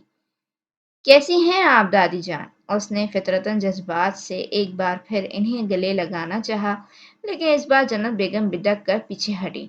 اپنے سابقہ تاثرات کی طرح وہ یہ تاثرات بھی چھپا نہیں پا رہی تھیں۔ میں ٹھیک ہوں، کچھ دیر آرام کروں گی، جنت بیگم نے یک دم خود پر قابو پاتے ہوئے لا تعلقی سے کہا۔ ایک نقوت بری نظر ماوا پر ڈالی اور مخالف سمت میں چلی گئی۔ حرم اور عالیہ جھٹ پٹ ان کے عقب میں چل دی تھیں۔ شبی العباس مستقل ماوا کو تنزیہ نظروں سے گھور رہا تھا، جبکہ جلال ابھی تک اس اچانک لگنے والے جھٹکے سے ہی نہیں سنبھلا تھا۔ ماوا کی نظریں جوں ہی اس پر پڑی، وہ گڑبڑا کر تیزی سے دوسری طرف چل دی تھی۔ اسے جنت بیگم کا سامنا کرنے سے اتنی گھبراہٹ نہیں ہو رہی تھی جتنا ڈر جلال کا سامنا کرنے سے لگ رہا تھا۔ ممی نے اسے برا پھنسایا ہے، صرف جلال کا خیال آتے ہی اس کے ذہن میں یہ جملہ گونجنے لگتا تھا۔ کیسا لگا سرپرائز؟ ماوا کو تیز قدموں سے جاتا دیکھ کر شبیل عباس نے کہا۔ اس کا مخاطب بجا طور پر جلال الدین تھا، جو تقریباً ہکا بکا کھڑا ماوا کو جاتے دیکھ رہا تھا۔ شبیل عباس نے گردن موڑ کر جلال کو دیکھا اور اس کے تاثرات دیکھ کر اپنی ہنسی چھپا نہیں پایا۔ میں نے کہا جلال الدین صاحب، اپنی پیاری سہیلی کو دیکھ کر کیسا محسوس ہو رہا ہے؟ کیا بکواس کر رہے ہو؟ جلال بری طرح گڑبڑایا تھا۔ بکواس نہیں کر رہا، صرف تمہاری رائے جاننا چاہ رہا تھا کہ اتنے زبردست سرپرائز پر کیسا محسوس کر رہے ہو؟ اتنی اچھی دوست ہے یہ لڑکی تمہاری، اور اب اتنی قریبی رشتہ دار بھی نکل آئی ہے، یقیناً تمہیں بڑی خوشی ہو رہی ہوگی۔ اس نے بغور جلال کا جائزہ لیتے ہوئے کہا۔ مجھے کیوں خوشی ہوگی؟ جلال فوری طور پر بات سنبھال نہیں پا رہا تھا، نہ ہی اپنے تاثرات چھپا رہا تھا۔ تو کیا تمہیں افسوس ہو رہا ہے؟ شبی نے کوریدا۔ نہیں، ایسی بھی کوئی بات نہیں۔ اچھا تو پھر یہ کہ حیران ضرور ہوں، جلال نے محض اتنا کہا۔ مجھ سے جھوٹ مت بولو جلال کہ تم صرف حیران ہوئے ہو، تمہیں اچھا خاصا شوق لگا ہے۔ شبی کا انداز اچھا خاصا استہزائیہ تھا۔ جلال بری طرح چڑھ گیا۔ تم یہاں کھڑے ہو کر اندازے لگاتے رہو، میں اتنی لمبی فلائٹ سے تھک گیا ہوں، تھوڑا آرام کروں گا تو شاید تمہاری اوٹ پٹانگ باتیں سننے کے لیے دماغ تیار ہو جائے، جلال نے اکتا کر کہا اور چلتا بنا۔ بغیر پلٹ کر شبی کی طرف دیکھے بھی وہ جانتا تھا کہ وہ مستقل مسکرا رہا ہے، یوں جیسے اس کی چوری پکڑی ہو، اور یہی خیال اس کے قدموں میں مزید تیزی بھر رہا تھا۔ یہ لڑکی حویلی میں کیا کر رہی ہے؟ جنت بیگم نے بے حد سرد لہجے میں پوچھا تھا۔ سوال بلا شبہ ماوا کے بارے میں ہی کیا گیا تھا۔ مستقیم اور منصور کوئی بھی جواب نہ دے سکے۔ اتنی عمریں گزار کر بھی ان دونوں میں اتنی ہمت نہ آئی تھی کہ ماں سے اپنے حق کے لیے بول سکیں۔ اس وقت تو یوں بھی وہ طیش میں تھیں، اور اس کا انداز کہتا تھا کہ کوئی بھی وضاحت سننے پر راضی نہیں ہوں گی۔ میں کیا پوچھ رہی ہوں تم دونوں سے؟ انہیں مستقل خاموش پا کر جنت بیگم نے مزید بھڑک کر کہا۔ کس نے اجازت دی اسے حویلی میں رہنے کی؟ ابا نے۔ بالآخر شبی نے خاموشی کو توڑا تھا۔ شبی کی بات سن کر جنت بیگم پر جیسے بجلی گر گئی تھی۔ اس نے بے یقینی سے مستقیم بھٹی کو دیکھا۔ کیا شبی ٹھیک کہہ رہا ہے؟ مستقیم بھٹی نے ناچار اس بات میں گردن ہلائی دی۔ اس بات نے جنت بیگم کے غصے کو دو گنا بڑھا دیا تھا۔ تم تم نے یہ حرکت منصور نے کی ہوتی تو میں مان بھی لیتی، اس کے پاس عقل کی کمی ہمیشہ سے رہی ہے، لیکن مستقیم تم؟ دونوں کے چہروں پر رنگ گزرے تھے۔ اماں میری بات تو سنیں، مستقیم بھٹی نے کہنا چاہا۔ کون سے کارنامے انجام دیے ہیں تم نے جن کو میں سنوں؟ اپنی طرف دیکھو مستقیم، سر میں ایک بھی بال ایسا نہیں جو سفید نہ ہو چکا ہو۔ میں نے اپنی پوری عمر گزار دی تاکہ تم لوگوں کی کچھ بھلائی ہو سکے، لیکن تم بھائیوں کو عقل آنی تھی سو نہ آئی۔ وہ بھڑک کر بول رہی تھی۔ کیسی کیسی قربانیاں نہیں دی میں نے تم لوگوں کے لیے، اور تم سے اتنا نہ ہو سکا کہ میرے ایک فیصلے کا مان ہی رکھ لو؟ آپ مجھے غلط سمجھ رہی ہیں اماں، مستقیم بھٹی نے تڑپ کر کہا۔ غلط سمجھ رہی ہوں؟ ہرگز نہیں۔ کیا تم نہیں جانتے رجب اور اس کی بیوی بچی کو اس حویلی اور جائیداد سے دستبردار کروانے کے لیے میں نے کتنے جتن کیے تھے؟ سب کچھ جانتے بوجھتے تم نے پھر اس لڑکی کو حویلی میں گھسا لیا، صرف اس لیے اماں کیونکہ مجھے لگتا ہے جو بھی ہوا وہ غلط تھا، مستقیم بھٹی نے جلدی سے کہا۔ مبادہ اس بار بھی اسے بولنے سے روک دیا جائے۔ آپ نے کبھی غور نہیں کیا اماں کہ ہماری زندگی میں سکون کی کس قدر کمی ہے؟ بظاہر سب ٹھیک لگتا ہے، جیسے ہم سب مکمل اور بھرپور زندگیاں گزار رہے ہوں، لیکن ہم سب اندر سے کھوکھلے ہیں۔ اتنے بے سکون کیوں ہیں ہم اماں؟ آپ نے یہ سوچا ہے کہ ایسی کیفیت تب سے ہے جب سے رجب کا انتقال ہوا ہے؟ آپ نے زبردستی اس کی بیوی اور بیٹی کو حویلی سے نکال دیا۔ بس، اب اس کے آگے ایک لفظ مت کہنا مستقیم، جنت بیگم نے بھڑک کر کہا۔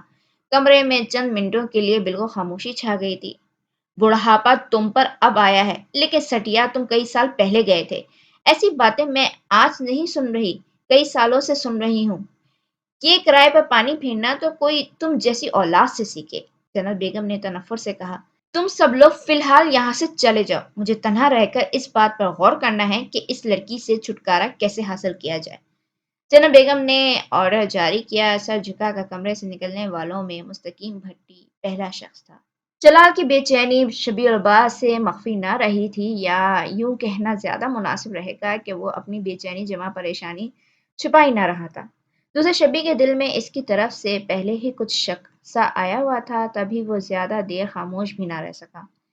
تم خود بتاؤ گے کہ مسئلہ کیا ہے یا میں بتا دوں؟ مسئلہ؟ کیسا مسئلہ؟ جلال اس کی بات پر ایک دم ٹھٹک کر اسے دیکھنے لگا۔ وہی مسئلہ جس کے لیے تم پریشان ہو۔ پریشان؟ نہیں، ایسی تو کوئی بات نہیں ہے، وہ خفیف سا ہنسا۔ ہاں ہاں، پریشانی تو تمہارے چہرے پر لکھی ہے۔ شبیر، فضول نہ بولو یار، اس میں فضول کیا ہے؟ سچ کہوں، کیا تم ماوا کی وجہ سے پریشان نہیں ہو؟ شبی نے جیسے طاق کر وار کیا تھا۔ جلال کچھ بولتا اس سے قبل ہی وہ پھر بول اٹھا۔ مجھے اندازہ تھا اس لڑکی کو دیکھ کر تم چونک جاؤ گے، حیران ہوگے، لیکن پریشان ہوگے، اس کا رتی بھر بھی اندازہ نہیں تھا۔ وہ تمہاری اچھی دوست ہے، اسے دیکھ کر پریشان ہونے کی وجہ میری بالکل سمجھ نہیں آ رہی۔ شبی، کیا یہ ضروری ہے کہ تم ہر بات سے متعلق اندازے لگاتے رہو؟ جلال نے جیسے چڑھ کر کہا تھا۔ شبی بے ساختہ ہنسا۔ اس کا مطلب میرے اندازے درست ہیں۔ شبی، اللہ کو مانو یار، جان بخشو میری۔ ٹھیک ہے، جاؤ، معاف کیا، تم بھی کیا یاد کرو گے، لیکن ماوا سے متعلق وہ راز کی بات تمہیں مجھے بتانا ہی پڑے گی جو تم نے اپنے دل میں دبا رکھی ہے۔ شبی، تو پاگل تو نہیں ہو گیا؟ کس طرح کی باتیں کر رہا ہے؟ کوئی آج سے نہیں جانتا میں تمہیں جلال، جتنی تمہاری اور میری عمر ہے اتنے ہی عرصے سے میں جانتا ہوں۔ تمہارے بارے میں کوئی اندازہ لگانا میرے لیے کبھی بھی مشکل ثابت نہیں ہوا۔ ہاں، اندازے کی 100% درستگی کا دعویٰ نہیں کرتا۔ میں کچھ دیر اور یہاں رکا تو ایسی باتیں کر کر کے تم میرا دماغ ہی چاٹ جاؤ گے، اس لیے بہتر ہے میں یہاں سے چلا ہی جاؤں۔ غضب خدا کا، رائی ہوتی ہے تو لوگ پہاڑ بناتے ہیں، تم تو بنا رائی کے ہی پہاڑ بنانے لگے ہو۔ وہ ایک بار پھر چڑھ کر کمرے سے باہر نکل گیا۔ ٹھیک ہے جلال میاں، اگر تم نے ٹھان لی ہے کہ اپنے راز نہ اگلو گے تو میرے پاس بھی اصل بات نکلوانے کے طریقے کم نہیں ہیں۔ اب میں اس بات کا پتہ لگا کر ہی رہوں گا، شبی دل ہی دل میں سوچ رہا تھا۔ منقسم مزاج تو خیر وہ ہمیشہ سے رہی تھی، لیکن اتنی بھی نہیں کہ فوراً انتقام کے لیے سوچنے لگے۔ ایسا پہلی بار ہی ہو رہا تھا کہ اس کے ذہن نے فوری کوئی لاہے عمل ترتیب دینا شروع کر دیا تھا، یا شاید ہمیشہ ایسا ہی ہوتا تھا، تبھی تو آج وہ اس مقام پر تھی، اور اس مقام پر بھی وہ ہمیشہ سے ہی تھی، بلا شرکت غیر ہر طرح کا اچھا برا فیصلہ کرنے کے لیے آزاد۔ بچپن سے ہی وہ یہ دیکھتی آ رہی تھی کہ اسے ہمیشہ خاص مقام ملتا۔ اس کے باپ نے اسے یہی سکھایا تھا کہ وہ بہت خاص ہے، خوبصورت اور ذہانت میں اس کا کوئی ثانی نہیں۔ اس کے فیصلے پتھر پر لکیر کی طرح ہیں جو مٹ نہیں سکتے، وقت کے ساتھ معدوم ہونے کا تو سوال ہی پیدا نہیں ہوتا۔ وہ رات کو دن کہنا چاہے تو دیگر افراد پر فرض ہے کہ وہ بھی رات کو دن مان لیں، اور دن کو رات کہہ دے تو کوئی اس سے بھی مخرف نہیں ہو سکتا۔ اس کی زبان سے ادا ہوا ہر لفظ سچا ہے۔ وہ معصومیت میں فرشتوں کو مات کرتی ہے۔ اب وہ فرشتوں کو مات کرتی تھی یا نہیں، لیکن اسے ایسا ہی لگنے لگا تھا۔ جو انسان اس طرح کی باتیں سنتا پروان چڑھا ہو، اس سے بھلائی کی توقع ذرا کم ہی کی جا سکتی ہے۔ جب سوتیلی ماں اس کے راستے میں حائل ہونے لگی تو اس نے مہارت سے سوتیلی ماں کو پچھاڑ دیا۔ شوہر نے آڑی کی تو راستے سے ہٹا دیا، بلکہ اس نے تو راستے میں آئے ہر اس پتھر کو مہارت سے ہٹا دیا تھا جس سے اسے ٹھوکر لگنے کا اندیشہ ہو۔ پھر یہ کس طرح ممکن تھا کہ رجب کا پتھر راستے سے ہٹ جانے کے بعد وہ سمینہ اور اس کی بیٹی کو کانٹا بن کر اپنے حلق میں اٹکا رہنے دیتی؟ اس نے بڑی مہارت سے ان کے پتے بھی صاف کر دیے تھے۔ ہاں، ایک بات تھوڑی بھلائی ذہن میں آئی جو در حقیقت اس کے اپنے فائدے کی ہی تھی، تو پھر سے سمینہ کے در پر پہنچی، لیکن اس بار سمینہ نے اسے رد کر دیا تھا۔ جنت بی بی اشتعال سے بھر گئیں، بس نہ چلتا تھا کہ کیا کر ڈالے۔ 2 ٹکے کی عورت نے اسے انکار کر دیا، کیوں؟ آخر اس کی ہمت کیسے ہوئی؟ تب وہ اسے دھمکا کر واپس چلی آئیں۔ ہاں، یہ الگ بات ہے کہ اس کا غصہ بڑی مشکلوں سے ٹھنڈا ہوا تھا۔ اب پھر سمینہ کی بیٹی اس کے سینے پر منہ ڈلنے چلی آئی تھی۔ جنت بی بی کو اس لڑکی سے کوئی خدشہ نہ تھا۔ جہاں اتنوں کا مقابلہ کر لیا، وہاں یہ نازک سی لڑکی کیا چیز تھی؟ صدمہ تھا، غصہ تھا تو صرف اس بات کا کہ بیٹے نے اس کے اجازت بغیر اتنا بڑا فیصلہ کیسے کر لیا۔ وہ تو ماں کا پلو پکڑ کر چلنے کا عادی تھا، ماں کی ہر بات آنکھوں اور کان بند کر کے ماننے کا پابند۔ پھر وہ مغفر کیسے ہو رہا تھا؟ آخر ایسی کون سی جادوگری کی تھی اس لڑکی نے؟ مستقیم اسے ایسے ہی صحیح قرار دینے لگا تھا۔ وہ اپنے کمرے میں تنہا بیٹھی اسی نہج پر سوچ رہی تھی کہ پھر مستقیم بھٹی نے ماں کے کمرے میں جھانکا۔ تم یہاں سے چلے جاؤ مستقیم، بے حد غصہ ہے مجھے تم پر، اس نے سرد مہری سے کہا۔ اماں، کیا مجھے اپنی صفائی پیش کرنے کا ایک موقع بھی نہیں دیں گی آپ؟ مستقیم بھٹی کے دل پر ماں کی خفگی کے خیال سے ٹھیس لگی۔ صفائی پیش کرنے کا موقع؟ جنت بیگم نے سرد مہری سے کہا۔ کیا تم میں خود عقل نہیں ہے جو اس لڑکی کو حویلی میں گھسا لیا؟ اماں، آپ ماوا سے ایک بار بات تو کر کے دیکھیں، آپ کو خود اندازہ ہو جائے گا کہ وہ بری لڑکی نہیں ہے، مستقیم نے گھنگھیا کر کہا۔ مجھے اس کی اچھائی برائی سے کیا لینا؟ میں نے کون سا اسے اپنی بہو بنانا ہے جو اس بات پر دھیان دوں؟ جنت بیگم نے نخوت سے کہا۔ اماں بس، جنت بیگم نے سرد مہری سے اسے ٹوک دیا۔ اس لڑکی کو میرے پاس بھیجو، دیکھوں تو صحیح بیٹا کتنے پانی میں ہے۔ سمینہ کی بھی بڑی ہمت ہے، جو جوان جہاں بیٹی کو اٹھا کر اتنی حوصلہ مندی سے حویلی بھجوا دیا۔ کیا وہ جانتی نہیں ہے مجھے؟ یہ آخری جملہ خود کلامی کے ایسے انداز میں کہا تھا۔ مستقیم بھٹی کے لیے یہی بہت تھا کہ پیاری اماں ماوا سے بات کرنے پر راضی ہو گئی ہیں۔ اور ماوا کتنے پانی میں ہے، اس بات کا اندازہ جنت بیگم کو اگلے چند منٹوں میں بخوبی ہو گیا تھا، جب ماوا نے ملازمہ کو یہ کہہ کر واپس بھجوا دیا کہ ابھی وہ آرام کر رہی ہے اور عصر کی نماز کے بعد جنت بیگم سے ملنے آئے گی۔ جنت بیگم کے تن بدن میں آگ لگ گئی۔ اتنی ہمت تو ان کے بچوں اور پھر آگے ان کے بچوں نے بھی کبھی نہیں نہ کی تھی کہ وہ بلوائیں اور کوئی آنے سے انکار کر دے۔ وہ تنفن کرتی ماوا کے سر پر پہنچی۔ ماوا بی بی پلنگ پر نیم دراز کانوں پر ہینڈز فری لگائے کسی دھن پر گردن اور پیر ایک ساتھ ہلا رہی تھی۔ جنت بیگم کو دیکھ کر خوش دلی سے مسکرائی اور نزاکت سے ہیڈ فون اتارتی سیدھی ہو بیٹھی۔ آپ نے کیوں زحمت کی دادی جان؟ میں عصر کی نماز کے بعد خود آ جاتی آپ سے ملنے۔ پہلے تو کچھ باتیں ذہن نشین کر لو۔ ایک یہ کہ میں تمہاری دادی نہیں ہوں، تمہارے باپ کی ماں اس کے بچپن میں ہی اس دنیا سے رخصت ہو گئی تھی اور مجھے لیپ پالک بچے پالنے کا کوئی شوق نہیں تھا، اس لیے اگلی بار تم مجھے دادی کہہ کے مخاطب مت کرو تو اچھا ہوگا۔ دوسری بات یہ کہ اگلی بار میں تمہیں بلواؤں تو فوراً آنا۔ میری بات سے انکار کی جرات آج تک اس حویلی میں کسی نے نہیں، اور تم جب تک اس حویلی میں ہو اس اصول کی پیروی کرو تو تمہارے حق میں بہت ہی اچھا ہوگا، جنت بیگم نے سرد مہری سے کہا۔ چھوٹی سی 2 باتیں، لیکن اتنے غصے میں اور یوں کھڑے کھڑے؟ ماوا نے حسب سابق مسکرا کر کہا۔ آپ اگر میرے کمرے میں آ گئی ہیں تو آئیں نا، اطمینان سے بیٹھ کر باتیں کرتے ہیں۔ بھگو بھگو کر لگانے میں تو اسے یوں بھی ملکہ حاصل تھا، یہ کیسے ممکن تھا کہ جنت بیگم کو بخش دے دی؟ اس بات پر جنت بیگم نے بری طرح بے چو تاب کھایا تھا۔ یہ کمرہ تمہارا ہرگز نہیں ہے، ہاں تمہارے عارضی طور پر چند روز کے لیے ضرور دیا گیا ہے۔ یہ حویلی میری ہے اور اس کا ہر کمرہ بھی میرا ہے۔ یہاں بیٹھنے کے لیے مجھے کسی کی دعوت یا اجازت کی ضرورت ہرگز نہیں ہے، جنت بیگم نے اسٹائلش سی کرسی پر بیٹھتے ہوئے کہا۔ اس کے چہرے پر مسکراہٹ واضح طور پر گہری ہوئی تھی، لیکن اس بار وہ خاموش رہی اور پلنگ کے کنارے پر ٹک کر جنت بیگم کی اگلی بات کا انتظار کرنے لگی۔ دیکھو لڑکی، جو بھی تمہارا نام ہے، جنت بیگم نے نخوت سے سر جھٹکا، مجھے تم سے کوئی لمبی چوڑی بات نہیں کرنی، صرف یہ جاننا چاہتی ہوں کہ تمہارے ارادے کیا ہیں، کس مقصد کے لیے آئی ہو تم حویلی میں؟ میں آپ لوگوں سے ملنے، اس حویلی میں رہنے، ماوا نے کہنا چاہا، جنت بیگم نے درشیدگی سے ٹوک دیا۔ تمہارے اس جھوٹ پر مستقیم یقین کر سکتا ہے، میں نہیں، اس نے کڑی نظروں سے ماوا کو گھورتے ہوئے کہا۔ بہتر ہوگا کہ مجھے باتوں میں الجھانے کے بجائے تم اصل بات بتاؤ۔ شکل سے تو اچھے خاصے چلاک لگتی ہو، میرا نہیں خیال کہ تم محض یہاں کسی سے ملنے آئی ہو۔ ماما کھل کر مسکرائی، پھر مسکراتے مسکراتے ہنس دی۔ چلیں، آپ کے بارے میں میرا یہ اندازہ تو بہت درست ثابت ہوا کہ آپ شکل دیکھ کر انسان پہچان لیتی ہیں۔ اس کا انداز صاف مذاق اڑاتا ہوا تھا، اور اب آپ کو پتہ چل ہی چکا ہے کہ میں بہت چالاک ہوں، تو جھوٹ بول کر میں کیا کروں گی؟ آپ صحیح سمجھ رہی ہیں، میں اس حویلی میں محض آپ لوگوں سے ملنے نہیں آئی، بلکہ مقصد کچھ اور ہے۔ وہ مزے سے بول رہی تھی۔ کیا یہ بہتر نہیں ہوگا کہ تم مختصر لفظوں میں وہی مقصد بیان کر دو؟ جناب بیگم نے سلگ کر کہا۔ اتنے سالوں کے بعد آخر تمہیں یا تمہاری ماں کو کیا سوجی کہ تمہیں اٹھا کر یہاں بھجوا دیا؟ آخر کوئی نہ کوئی مقصد تو ہوگا۔ ظاہر ہے، وہ حسب سابق مسکرائی۔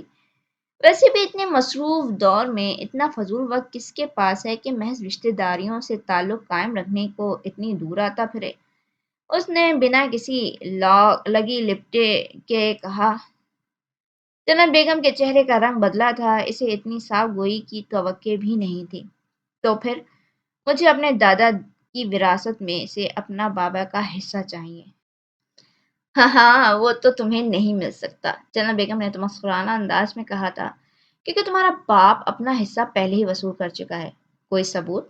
ماوا نے تیکھے انداز میں پوچھا۔ تمہیں ثبوت دینے کی پابند نہیں ہوں میں، ثبوت تو آپ کو دینا پڑے گا، چاہے تو اسے چیلنج سمجھ لیں۔ تم بھی اسے چیلنج سمجھو، ڈھونڈ سکتی ہو تو خود ثبوت ڈھونڈ لو، مجھ سے تعاون کی امید مت رکھنا، چنم بیگم نے اٹھتے ہوئے کہا۔ ڈھونڈ تو میں لوں گی، اور تعاون بھی آپ کو کرنا پڑے گا، اسپیشلی میرے بابا کے قاتل کے خلاف ثبوت ڈھونڈنے میں تو آپ کو ہی تعاون کرنا پڑے گا۔ جناب بیگم تڑپ کر پلٹی۔ کیا کہا تم نے؟ وہی جو آپ نے سنا، ماوا نے بے مروتی سے کہا، اور جناب بیگم کے تاثرات کو بغور جانچا۔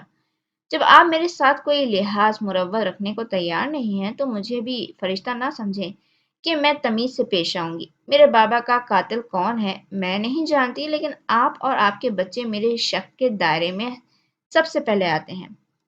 تو ہمارے خلاف کوئی ثبوت ڈھونڈو گی؟ آپ نے میری بات غور سے نہیں سنی شاید۔ میں نے کہا میں قاتل کے خلاف ثبوت لینے آئی ہوں۔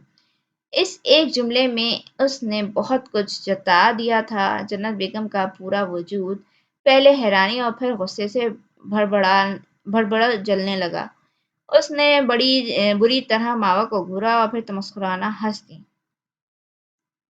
تمہارے پاس صرف 4 دن ہے، جو ڈھونڈنا ہے ڈھونڈ لو۔ ٹھیک چوتھے دن میں تمہیں اس حویلی سے باہر پھینکوا دوں گی۔ میرا دل چاہے گا تو میں 4 دن رکوں گی، اور دل چاہے گا تو 4 مہینے۔ اتنا بڑا دعویٰ مت کرو لڑکی، منہ کے بل گرنے میں 1 منٹ ہی لگتا ہے۔ دوسروں کے راستے میں رکاوٹ کھڑی کر کے انہیں گرانے کا آپ کو بہت شوق ہے، لیکن افسوس اس بار آپ خود کو اوور ایسٹیمیٹ کر رہی ہیں۔ پہلی بار تمہارا جنت بیگم سے سامنا ہوا ہے، اس لیے اتنا اونچا اڑ رہی ہو۔ چند روز کی بات ہے، سب سمجھ آ جائے گا۔ اور آپ کا سامنا آج تک جن لوگوں سے ہوا ہے وہ بوڑھے لوگ تھے۔ آپ بھی مجھ سے پہلی بار مل رہی ہیں، اتنی جلدی میرے بارے میں آپ بھی اندازہ نہ لگائیں۔ میں جس مقصد کے لیے آئی ہوں اسے پورا کر کے ہی جاؤں گی۔ جنت بیگم تمسکرانہ نظروں سے اسے دیکھنے لگی۔ اسی وقت ملازمہ مہمانوں کی آمد کا پیغام لیے چلی آئے۔ حرم باجی کی ساس اور نندیں آئی ہیں۔ جنت بیگم نے اسے جانے کا اشارہ کر کے ماوا کو دیکھا۔ صرف 4 دن، یاد رکھنا، اور کمرے سے بالکل باہر نکل گئی۔ ماوا کے لبوں پر گہری مسکراہٹ آ گئی۔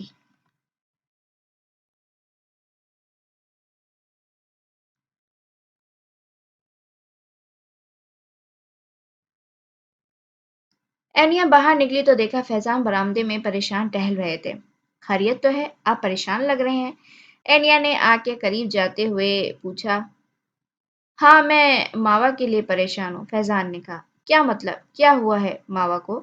اینیا نے بھی پریشان ہو کر پوچھا۔ یہی تو پتہ نہیں، لیکن وہ کل سے واپس نہیں آئی، نہ ہی میرا اس سے فون پر رابطہ ہو پا رہا ہے۔ میں نے اسی لیے تمہیں بلوایا تھا کہ تمہیں اس کے ہاسٹل کے بارے میں کچھ علم ہے کہ…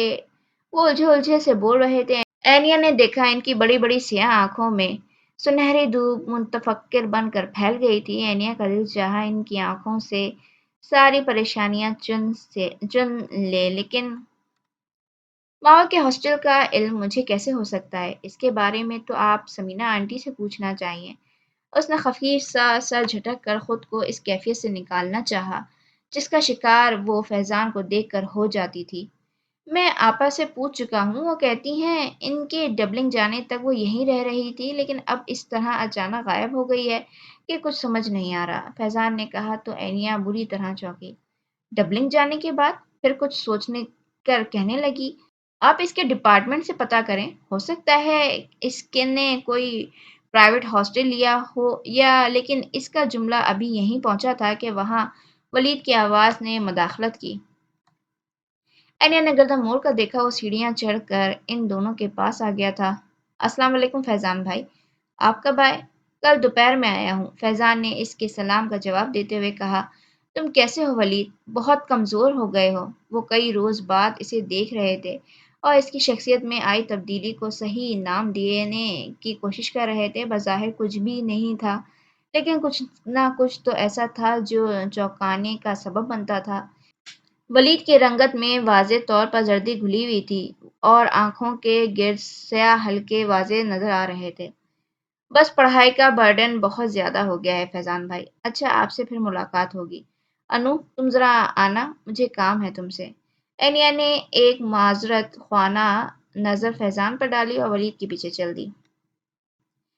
और जनाब बेगम के गुस्से की इंतहा नहीं रही थी जब इसने मावा को ड्राइंग रूम में आते देखा। मावा ना सिर्फ ये कि बिना इजाज़त अंदर आ गई थी, बल्कि उसने बड़े इत्मीनान के साथ अपना ताउन भी करवा दिया था। और अब वो टाँग पर टाँग रखे, दिल जलाने वाली मुस्कुराहट लबों पर सजाए मज़े से बैठी बातें मुठा रही थी। आपने कभी बताया ही नहीं कि आपके बड़े बेटे का इंतकाल हो चुका है। हरम की सास ने रोए से जन्नत बेगम की तरफ मोड़ते हुए कहा था। एक्चुअली बाबा की फौत के बाद मम्मी मुझे अपने भाई के पास दुबई ले गई थी।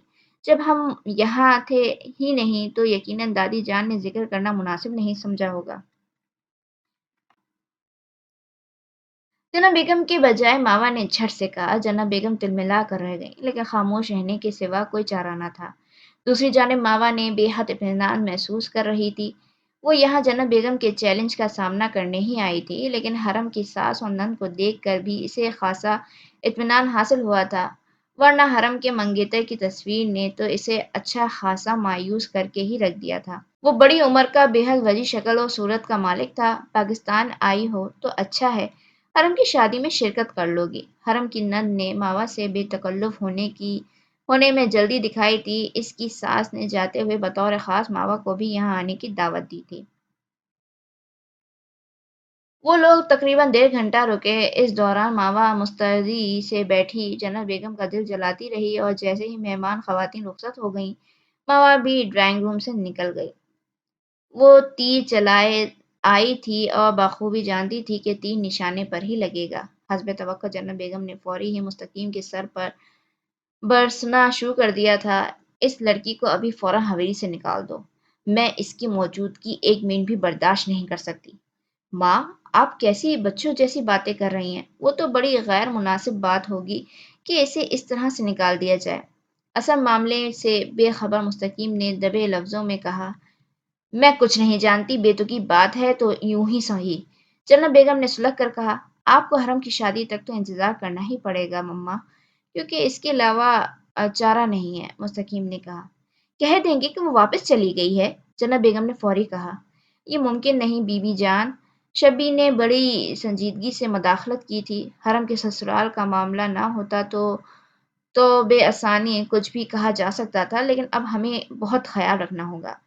बात माकूल थी, जन्नत बेगम के दिल को लगी और नाचार इसे चुप होना पड़ा, वरना दिल तो यही चाह रहा था कि मावा को इसके औकात समझाने में एक मिनट भी ना लगाएं। दूसरी जानिब मावा की तमस्खुर उड़ाती मुस्कुराहट का तस्वुर इसे सुलगा रहा था। फैजान ने दुरुस्त कहा था, वलीद वाकई कमज़ोर हो गया था। उठते बैठते वलीद के लिए मुतफक्किर रहने के बावजूद एनिया ये बात महसूस नहीं कर सकती थी, और अब फैजान की निशानदेही के बाद इसे वलीद सचमुच बहुत कमज़ोर लग रहा था। एनिया ने एक मोहब्बत भरी मुतफक्किर नज़र सोए हुए वलीद पर डाली और आहिस्तगी से दरवाज़ा बंद करके इसके कमरे से बाहर आ गई। वलीद ने इससे पानी में सिरका मिला कर देने को कहा था और पूरा गिलास वो गटागट चढ़ा कर सो गया था। ہر گزرتے دن کے ساتھ انیا کی پریشانی میں اضافہ ہو رہا تھا، لیکن اپنی پریشانی وہ کسی سے شیئر نہیں کر سکتی تھی۔ ابھی بھی اس نے صاف طور پر محسوس کیا تھا کہ فیضان نے بغور لیکن الجھن آمیز انداز میں ولید کو دیکھا ہے، تو جو تبدیلی وہ یا کوئی دوسرا شخص ولید میں محسوس کر سکتا ہے، وہ ڈیڈی کو دکھائی کیوں نہیں دے رہی؟ فیضان کا خیال آتے ہی اس کا ذہن فوری ماوا کی طرف چلا گیا اور اسے فیضان کی باتیں یاد آنے لگیں۔ وہ کچھ دیر ان باتوں پر غور کرتی رہی، لیکن الجھی ہوئی گتھی کا کوئی سرا ہاتھ نہ لگا تو وہ اٹھ کر انیکسی کی طرف آ گئی۔ فیضان انیکسی کے سامنے والے برآمدے میں ادھر ادھر مضطرب انداز میں چکر لگاتے ہوئے موبائل فون کان سے لگائے سمینا سے بات کر رہے تھے۔ آپ کیسی باتیں کر رہی ہیں سمینا آپا؟ اگر آپ اسے یہاں چھوڑ کر گئی تھیں تو اب کیا اسے زمین نگل گئی یا آسمان کھا گیا؟ میں کل سے ماوا کے لیے پریشان بیٹھا ہوں۔ اگر وہ ہاسٹل میں بھی رہنے لگی ہے تو کم سے کم یہاں کسی کو پتا تو ہونا چاہیے۔ میں سمجھ نہیں پا رہا کہ آپ اتنی لاپرواہ کب سے ہو گئیں کہ بیٹی کی خبر ہی نہ رکھیں۔ جی بالکل درست، لیکن میں اسے تلاش بھی کروں گا تو کہاں؟ اس کا ایڈریس آپ کے پاس ہے یا کوئی کانٹیکٹ نمبر؟ حد کرتی ہیں آپ آپا، ایسی بھی لا علمی! بچپن میں آپ ماما کو کسی فرینڈ کے گھر بھی نہیں جانے دیتی تھیں اور اب ٹھیک ہے، کوشش کریں اور مجھے بتائیں۔ انہوں نے فون کان سے ہٹایا تو ان کی نظریں انیا پہ پڑ گئیں۔ تم کب آئیں؟ ان کا لہجہ اکتایا ہوا ضرور تھا لیکن نرم تھا۔ ابھی چند منٹ پہلے، انیا نے بتا کر پوچھا۔ ماوا کا کچھ پتہ چلا؟ فیضان نے مایوسی سے نفی میں سر ہلا دیا۔ مجھے تو کچھ سمجھ میں ہی نہیں آ رہا کہ اسے کہاں تلاش کروں۔ یہاں بیٹھ کر تو آپ اسے تلاش کر بھی نہیں سکتے، اس کے لیے تو آپ کو ڈبلنگ جانا پڑے گا، انیا نے برآمدے میں نصب لکڑی کے جھولے پر بیٹھتے ہوئے کہا۔ ڈبلنگ جا کر کیا کروں گا جبکہ ماوا پاکستان میں لاپتہ ہوئی ہے؟ فیضان نے کسی قدر حیرانی سے کہا۔ آپ کو غلط فہمی ہو رہی ہے، ماوا پاکستان میں نہیں تھی، وہ تو سمینا آنٹی سے بھی چند روز پہلے واپس آئرلینڈ چلی گئی تھی، انیا نے جیسے انہیں اطلاع دی۔ کیا؟ فیضان بری طرح چونکے۔ ہاں بالکل، اور یہ بھی مجھے سمینا آنٹی نے بتایا تھا۔ مجھے اچھی طرح یاد ہے کہ انہوں نے بتایا تھا ماوا پہلے جا رہی ہے، چونکہ ان دونوں کو ایک فلائٹ کی سیٹیں نہیں مل سکیں، اس لیے وہ چند روز کے بعد جائیں گی، تبھی وہ جاتے ہوئے انیکسی خالی کر گئی تھیں۔ ورنہ آپ خود سوچیں، اگر ماوا رہ رہی ہوتی تو اس کا کچھ سامان تو یہاں پڑا ہوتا۔ بات میں وزن تھا، فیضان سوچ میں پڑ گئے۔ لیکن آپا نے تو کہا تھا وہ یہاں ایڈمیشن لے چکی ہے اور تم لوگوں کی انیکسی میں رہ رہی ہے۔ فیضان الجھن آمیز لہجے میں بولے۔ کہا تو ماوا نے مجھ سے بھی یہی تھا، لیکن پھر ایک روز اچانک چلی گئی، مجھ سے ملے بھی نہیں۔ میں نے اسے جاتے دیکھ کر سمینا آنٹی سے پوچھا تو انہوں نے بتایا وہ آج کی فلائٹ سے واپس آئرلینڈ جا رہی ہے۔ یہ کیسے ہو سکتا ہے؟ فیضان کی الجھن بڑھتی جا رہی تھی۔ عجیب تو مجھے بھی لگا تھا کہ وہ اس طرح اچانک کیوں جا رہی ہے، لیکن ان دنوں میں خود اتنی پریشان تھی کہ اس بات پر زیادہ غور ہی نہیں کر سکی۔ تم کیوں پریشان تھی؟ اینیا پھیکی سی ہنسی ہنسی۔ ابھی آپ خود بہت پریشان ہیں، یہ گتھی سلجھا لیں، پھر بتاؤں گی، اس نے جھولے سے کھڑے ہوتے ہوئے کہا۔ فیضان محض سر ہلا کر رہ گئے۔ سمینا نے فوراً ماوا سے بات کی۔ میرے لیے تو اچھی خاصی مصیبت ہو گئی ہے، فیضان اچانک اٹھ کر پاکستان پہنچ گیا ہے اور اسے پتہ چل گیا ہے کہ تم وہاں نہیں ہو۔ میں نے بات سنبھالنے کی بہت کوشش کی، لیکن اب میری سمجھ میں نہیں آ رہا فیضان کو کس طرح مطمئن کروں، وہ تو بال کی کھال نکال کر ہی چھوڑے گا۔ وہ بہت متفکر سی بول رہی تھی۔ اب میں کیا کہہ سکتی ہوں؟ ماوا نے سیل فون کان سے لگاتے ہوئے کہا۔ بھائی مجھے مشورہ تو دو، سمینا جھنجھلا کر بولی۔ فیضان کو بھنک بھی پڑ گئی کہ میں نے تمہیں حویلی بھجوایا ہے تو وہ میری جان کو آ جائے گا۔ مجھے ڈبلنگ سے پاکستان لانے اور پھر حویلی بھجوانے تک کی پلاننگ تو آپ نے بخوبی کر لی تھی، اب فیضان ماما کو مطمئن کرنے کی ترکیب بھی خود ہی سوچیں۔ کم سے کم اس معاملے میں مجھ سے کسی تعاون کی امید نہ رکھیں تو بہت اچھا ہوگا۔ ماوا نے دو ٹوک کہا۔ لیکن ماوا، میں اکیلی یہاں کیسے بات سنبھالوں؟ جب میں یہاں اکیلی بہت سارے مسائل کا سامنا کر سکتی ہوں تو آپ اکیلی بات کیوں نہیں سنبھال سکتی؟ ماوا کے انداز میں تلخی تھی، اور ویسے بھی اس پہلو پر بھی آپ کو پہلے سے ہی سوچ کر رکھنا چاہیے تھا۔ تم کبھی کبھی حد کرتی ہو ماوا، اتنی لاتعلق ہو جاتی ہو جیسے مجھ سے اس سارے معاملے سے تمہارا کوئی واسطہ ہی نہیں۔ واسطہ ضرور ہے مامی، لیکن آپ نے اس سارے معاملے کو میرے لیے اتنا کمپلیکیٹڈ بنا دیا ہے کہ میری پوزیشن بہت عجیب سی لگتی ہے۔ मावा ने सर्द मोहरी से कहा। समीना चंद लम्हे चुप सी रह गईं। इससे कबल के मावा कोई जवाब देती, इसे अपने अकब में किसी की मौजूदगी का एहसास हुआ। वो तेजी से पलटी और जन्नत बेगम को देख कर पल भर के लिए गड़बड़ा गई, लेकिन अगले ही लम्हे मुतमईन हो गई कि जन्नत बेगम के अंदाज से लगता था वो अभी भी कमरे में दाखिल हुई हैं। मैं आपसे फिर बात करूंगी। उसने फ़ोन बंद करने में एक पल सर्फ नहीं किया था। इसकी नज़रें जन्नत बेगम पे थीं। आपने दोबारा ज़हमत की, इस बार तो मुझे बुलवा लिया होता। इसका अंदाज सादा सा था। मैं तुम्हें सिर्फ ये बताने आई हूँ कि अगर तुम्हारी आज की हरकत पर मैंने कोई रद्द अमल ज़ाहिर नहीं किया तो तुम इसे मेरी कमज़ोरी हरगिज़ ना समझो। Okay, fine. और कुछ? मावा ने मक्खी उड़ाने वाले अंदाज में हाथ छुड़ाए के आगे हिलाते हुए पूछा। तुम इंतहाई बदतमीज और बदतहजीब लड़की हो। जनाब बेगम ने दांत यूं खिचखिचाए गोया यकीन हो दांतों तले मावा की गर्दन हो। ओह, होल्ड ऑन। इतनी भी बदतमीज या बदतहजीब नहीं हूं। इसका अंदाज दोस्ताना हो गया।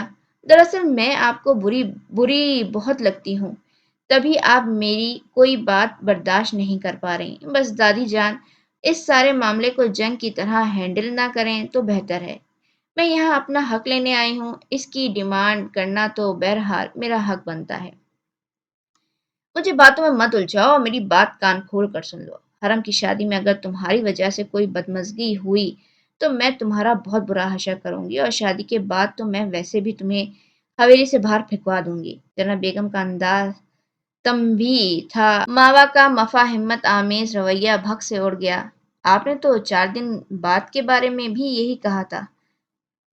वो जानबूझकर ज़ोर से बोली क्योंकि जन्नत बेगम अपनी बात मुकम्मल करके कमरे से बाहर निकल गई थी।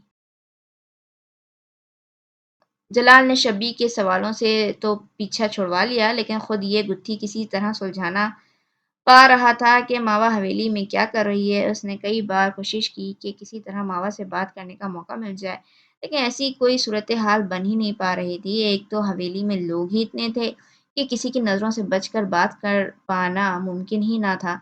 दूसरे, मावा कभी तन्हा नजर ही ना आती थी। वो अमूमन हरम, तन्वी या नमल में से किसी के साथ दिखाई देती। थक हार कर जलाल ने रात के वक्त इसके कमरे में जाने का सोचा। गो कि ये बहुत बड़ा रिस्क था, कोई देख लेता तो वो बुरी तरह फंस जाता, मगर सच तो ये था कि इसके बगैर गुजारा भी ना था। लिहाजा रात के पिछले पहर जब इसे यकीन हो गया कि हवेली के तमाम मकीन सो चुके हैं, उसने मावा के दरवाजे पर आहिस्तगी से दस्तक दी। अगली दस्तक इससे जोरदार थी, तीसरी दस्तक इससे भी ज्यादा। जोरदार आवाज सुनसान राहदारी में गूंजी। जलाल बेख्तियार पछताया। इसी वक्त मावा के कमरे की लाइटें जल उठीं। चंद लम्हे के फर्क से इसने तेजी से दरवाजा खोला, लेकिन झिर्री सी बनाकर बाहर झांका। जलाल ने एक भी लम्हा जाया किए बिना दरवाजे पर हाथ रखकर तेजी से और पूरी कुव्वत से इसे धकेला और अंदर दाखिल होकर इसी सरअत से दरवाजा बंद कर दिया। तुम यहाँ क्या कर रहे हो जलाल? मावा ने सरपटा गई। यही तो मैं तुमसे पूछने आया हूँ कि तुम यहाँ क्या कर रही हो? जलाल ने दबी आवाज में लेकिन जोर देकर कहा। ये बात सुबह भी हो सकती है, मावा ने कहा। मैं अच्छी तरह जानता हूँ सुबह भी तुम बात करने का मौका नहीं दोगी। सारा वक्त जानबूझकर तुम हरम लोगों के साथ लगी रहती हो ताकि मुझे बात करने का मौका ही ना मिल सके। जलाल इतना भी बेवकूफ नहीं है जितना लगता है, मावा ने बेख्तियार सोचा। अब तुम यहाँ आराम से बैठ जाओ और मुझे तफसील से बताओ कि ये सब क्या है, जलाल ने कहा। मावा थके हुए अंदाज में पलंग के किनारे पर टिक गई। इसे यकीन हो चुका था कि जलाल के सवालों से बचना मुमकिन नहीं है। मम्मी ने तुम्हें हमारे रिश्तेदारों के मुतालिक बताया था ना, और मेरी सुतीली दादी का भी, तो वो रिश्तेदार तुम लोग ही हो। लेकिन जलाल ने कहना चाहा। प्लीज़ मुझे कहने दो। मैं तुमसे बहुत शर्मिंदा हूँ जलाल, क्योंकि यहाँ आने तक मेरे वहमो गुमान में भी नहीं था कि तुमसे इतनी करीबी रिश्ता निकल आएगा। मैं तो यहाँ अपने बाबा की जायदाद का मुतालबा करने आई थी और इनके कातिल का सुराग ढूंढने आए, लेकिन इसके खूबसूरत चेहरे पर अधूरी नींद तहरीर थी। खुले हुए बाल बेतरतीबी से चेहरे की अतराफ में बिखरे हुए थे। उसने लंबी कमीज के साथ चेक ट्राउज़र पहन रखा था, और इस हुलिये में भी वो इतनी दिलकश लग रही थी कि इसके चेहरे से नज़रें हटाने को दिल नहीं चाहता था। इसमें शर्मिंदा होने की कोई बात नहीं है, जलाल ने फिक्रमंदी से कहा। मुझे तो ये समझ में नहीं आ रहा है कि मैं अब दादी जान को किस तरह मनाऊंगा। जहाँ तक मैं अंदाज़ा लगा पाया हूँ, वो तुम्हें कुछ ख़ास पसंद नहीं करती। تمہارا اندازہ بالکل درست ہے اور ظاہر ہے وہ مجھے پسند کریں گی بھی کیوں؟ میں انہی سے جائیداد کا مطالبہ کر رہی ہوں اور قاتل کے خلاف ثبوت کا بھی، ماوا نے کہا۔ جائیداد میں تو حصہ تو خیر وہ تمہیں دے دیں گی لیکن قاتل کے خلاف ثبوت؟ معاف کرنا تمہارا شک بے بنیاد ہے کیونکہ اس حویلی میں کوئی تمہارے بابا کا قاتل نہیں ہے۔ جلال کا لہجہ پر یقین تھا، ماوا کو اس کا یقین توڑنا اچھا نہیں لگا۔ تم جاؤ جلال، کسی کو پتہ چلا کہ تم اس وقت میرے کمرے میں موجود ہو تو نہ جانے کیا سوچیں۔ ہاں، جلال مایوسی سے اٹھ کھڑا ہوا۔ تمہارے پاس میرا سیل نمبر ہے نا؟ کسی چیز کی ضرورت ہو تو کال کر دینا، میں کوشش کروں گا کہ ہر اہم موقع پر تمہارے پاس رہوں۔ جلال نے کمرے سے نکلتے ہوئے کہا، دروازہ بند کر لو پھر میں جاتا ہوں۔ جلال نے دروازے کے باہر رک کر کہا۔ راہداری کی دوسری سمت سے آتا شبیل عباس جلال کو ماوا کے کمرے سے نکلتا دیکھ کر سرد سے ستون کی اوٹ میں ہو گیا۔ اس کی آنکھوں میں الجھن سمٹ آئی۔ آخر یہ لڑکی کون سا کھیل کھیل رہی ہے، شبی نے سوچا۔